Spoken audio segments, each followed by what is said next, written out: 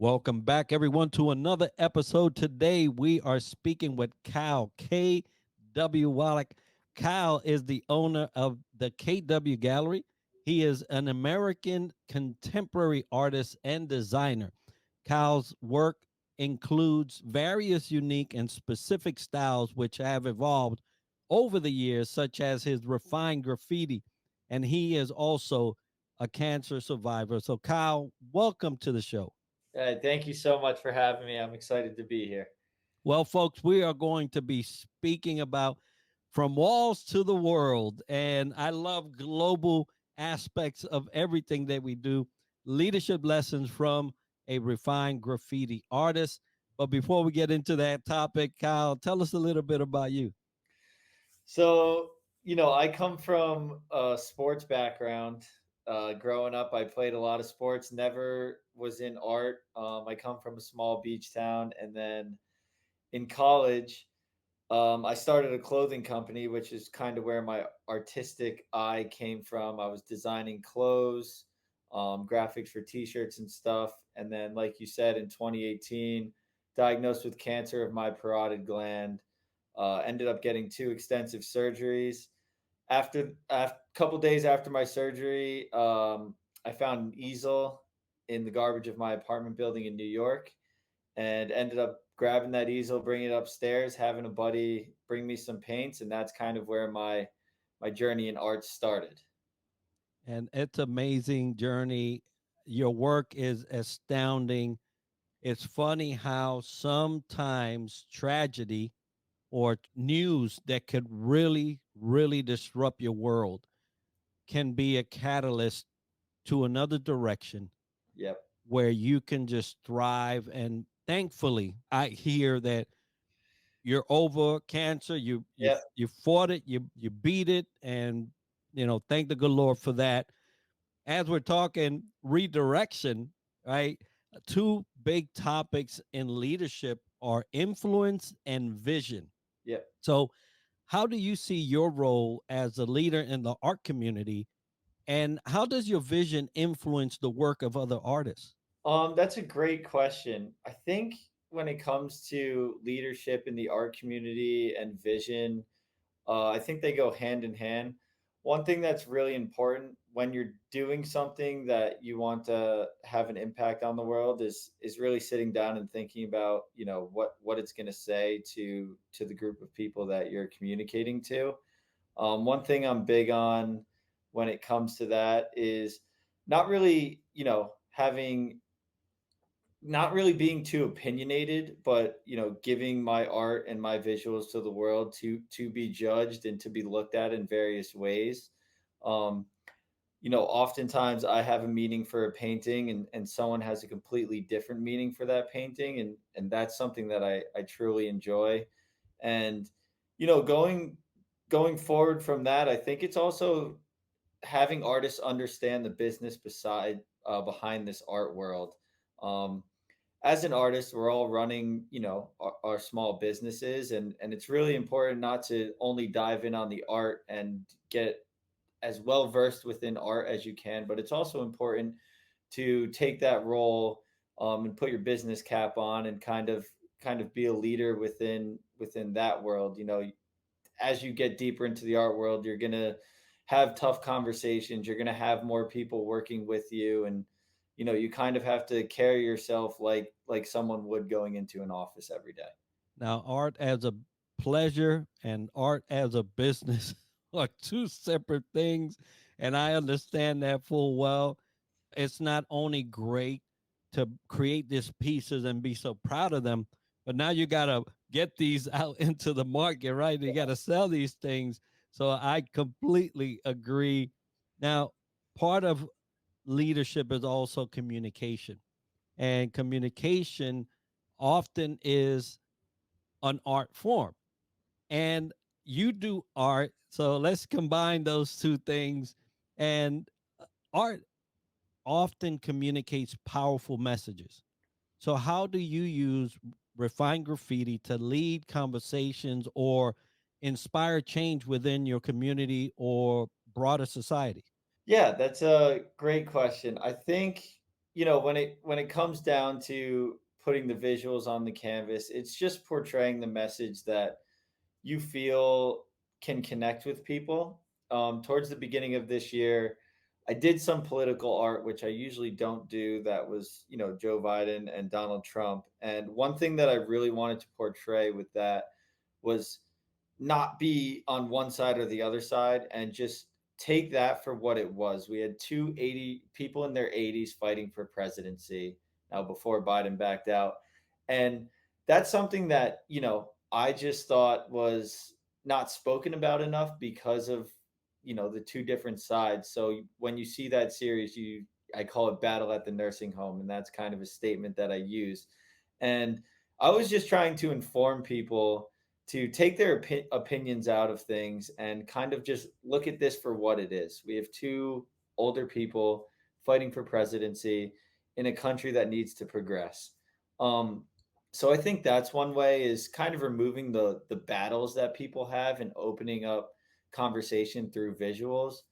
Um, and I think that's something that is relatable in many ways. I mean, there's everything is to be debated. So if I create something that is being debated and has many multiple sides to it and has people saying various things within the message, that's something that I strive to do, because then I'm opening up conversations between people that they would have never had before, and maybe two people that are at our show are connecting over a piece that never would have spoken to each other if it wasn't for that piece. So not only leadership, but I think it's also kind of bringing people together through art, and you know allowing people to have these tough conversations in a safe place. And speaking about using art as a way to bringing folks together, a lot of times artists spend most of the time by themselves, right? But there are times where they get to collaborate.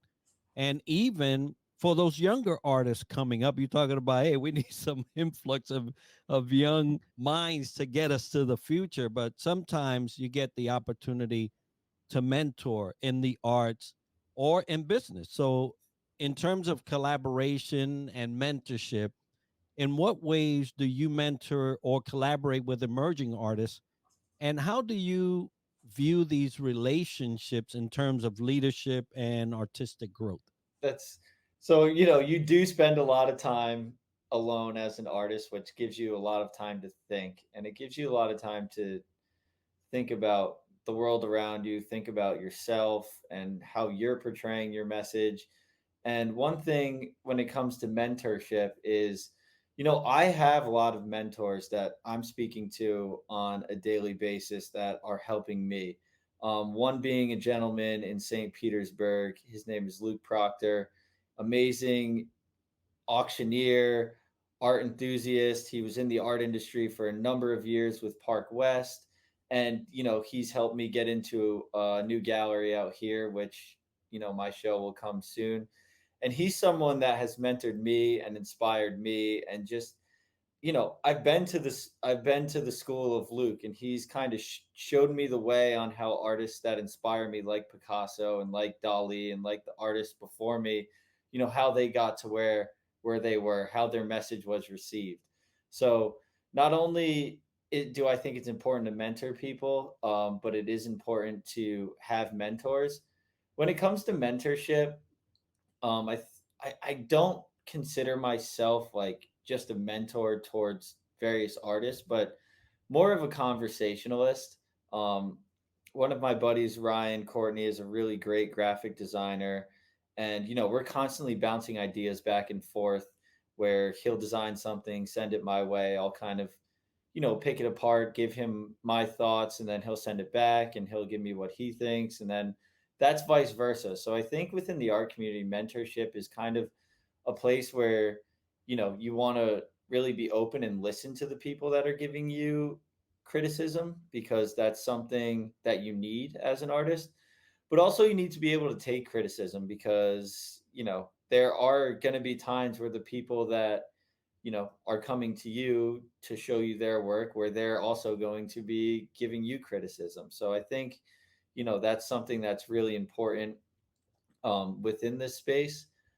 as far as collaboration, I'm collaborating with R Star Art, and Ray right now. He is an WNBA agent, and he really wanted to get into the art community. So he's opening an agency that is the intersection of sports and art. So now we have mentorship on both sides. He's mentoring me as far as what's going on in the sports and art space, how we can take this to the next level.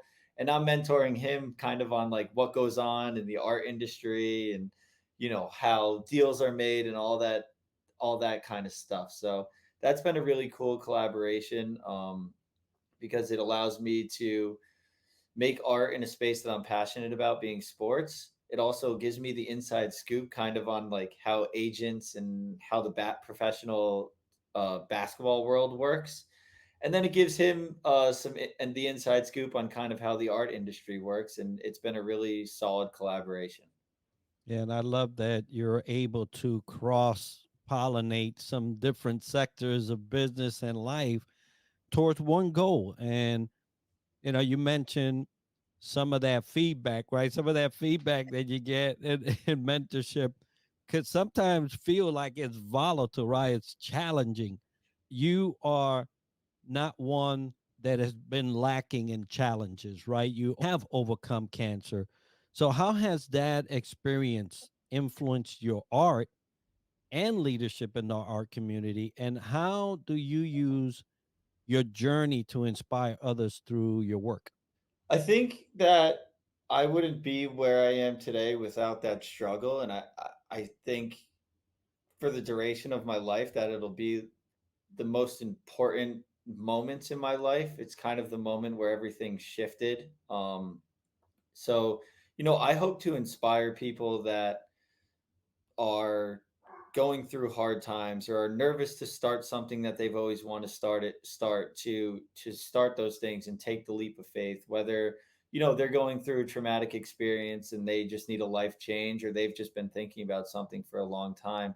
There are these little callings that we get within our life that bring us down different paths, and oftentimes when you listen to that gut feeling and you kind of put your all into something, you're going to get the best out of it. And I hope to inspire people to, take that leap of faith, not be scared of their passions, not be scared to, dive into something and move forward with that and really put their all into that. And, another thing is, this all started with me being sick, but there's been 10 years of dedicated, you know, dedicated time into art, whether it's been on clothing or on paintings. Um, it's really an ever evolving journey. So I also hope to inspire people to not get down on themselves when times are tough, or they're not getting the results that they want when they're putting all this work in, and to kind of fight through those times to get to where they want to go. And I think that's something that a lot of people need to do more and experience more in their life, is really putting their passion into something that they care about. Yeah, well, I tell you that noticing and seeing that journey for you has been inspiring for me on this end.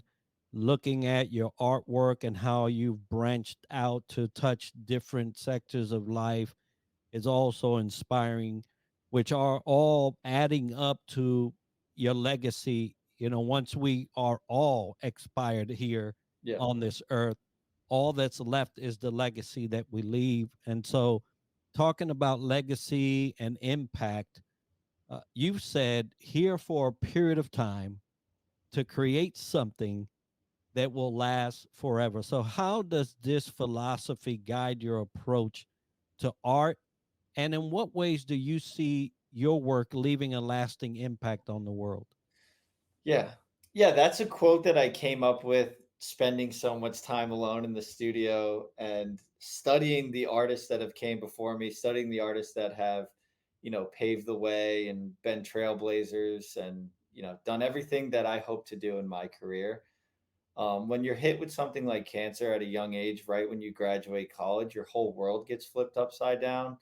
You're the people around you that you just graduated with are kind of off doing what 23-year-olds do after college, moving to different cities, having their first jobs, going out, enjoying themselves. And I was on the complete opposite path. I was locked inside, unable to use the computer, unable to even really work on anything other than paintings. So that quote comes from kind of a morbid time in my life, but it really, at a young age made me think about what I want to do with my time here. And what I want to do with my time here is leave a piece of everything that I've created behind. I want it to last forever. I want people to be talking about and debating my work for long, long after I'm gone. And I think that's really helped my approach on my work because everything is thought out, everything is planned, everything is coming from my own personal emotions, everything's coming from, you know, observing the world around me and seeing how people move, how the world changes. And I think especially in 2024 we're in an ever-changing world that almost changes too fast for us to even comprehend. So, I want people to look back on my work and relate it to the times that, we have had. We just had COVID, and I'm just starting to show some pieces that I created during COVID. And you can really, see, I guess, the influence that COVID had on those pieces. I, did a painting of the promenade, and it's two people engaging in sexual activity in front of New York City's skyline with a practice social distancing sign, and then there is two people standing 6 feet apart. So, that shows New York City during COVID was a time where you had people that were, really scared, and we really need to follow all the rules within New York because it was such a epicenter of COVID. But then you had the people that didn't really care, and they were just walking around and doing life normally. So it kind of showed the two different sides to that situation. And I think, those are pieces that I've personally held on to because I think it takes time for people to reflect and understand what we've gone through. So often I'll break pieces out that I have on ice for years at various shows. And, it's cool doing that because you hear people being like, "Oh, I remember that," and then again, going back to what I said earlier, it sparks conversations that people never had. Um, so as far as legacy is concerned, I'm really inspired by Picasso and Dali and, artists that have since passed and their work, has been here for 100 years. But I'm also inspired by Shepard Fairey and Banksy and, artists of our current day because they've really allowed the style that I'm creating to come into light within the fine art world. And they're people that I speak very highly about. And I want to get to the point where, people are speaking highly about my art. My art's, trailblazing its way through the art industry to allow artists with styles like mine to be in galleries and be, respected like the greats. And that's something that I think about every day. Well, I think that you are right in line with forging a great legacy Thank you. for years to come. And so I appreciate all the work that you do, and not only in art, but how you bring it. There's a lot of experience involved into the pieces that you do. And you could see that there's a lot that just speak at you. We were talking about communication of art earlier. When art does that and you have your own interpretation of it, and that's why I've always wondered, man, you can sit in front of a piece and just sit there as it actually is speaking to you. So Yeah. kudos to you for not only your work that you've done and through a tough period for all of us, but you had a tougher period because you had to transition into something that was life threatening. So Yeah.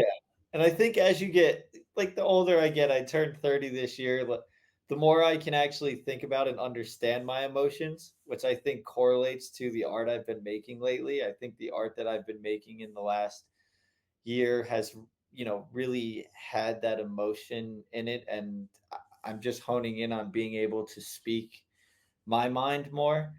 And as a young artist, you're doing your best to get the emotion out there. But I think I've learned how to really hone in the emotions that I want to get out of my pieces, and it's a craft that is really really hard to do. But once you kind of find out what makes you tick and find out kind of how you want to say certain things, it correlates to the canvas really well. Yeah, the art behind the art, right? So Yeah. so wonderful. But you've been doing a lot of things. You got a new gallery. I saw some setup there. So what do you have coming up, and how can the viewer or listener get a hold of you?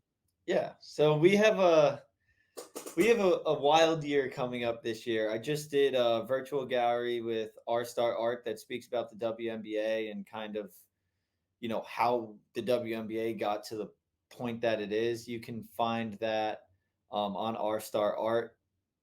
I have just installed some new stuff at OSO Miami.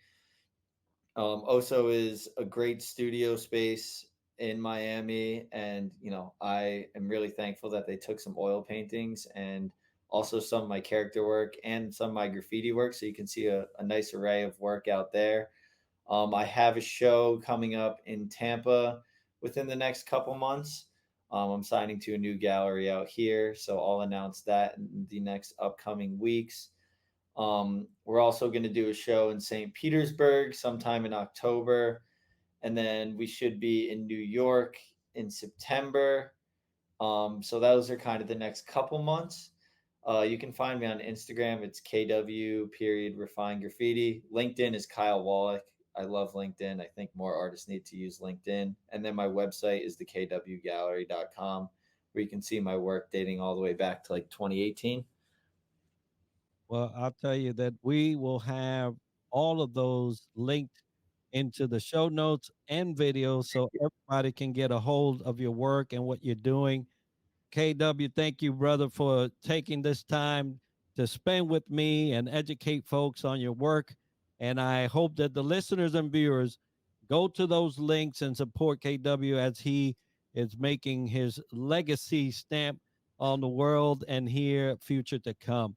I want to make sure that everybody knows that today's episode is sponsored by Fantail Services and Superpass, which are powering our website and app, Southern Sweet and Sassy Coffee, the Outlier Project, and Duco. And if you've enjoyed this episode and learned something interesting about the topic covered today, make sure to subscribe and let us know by leaving a comment.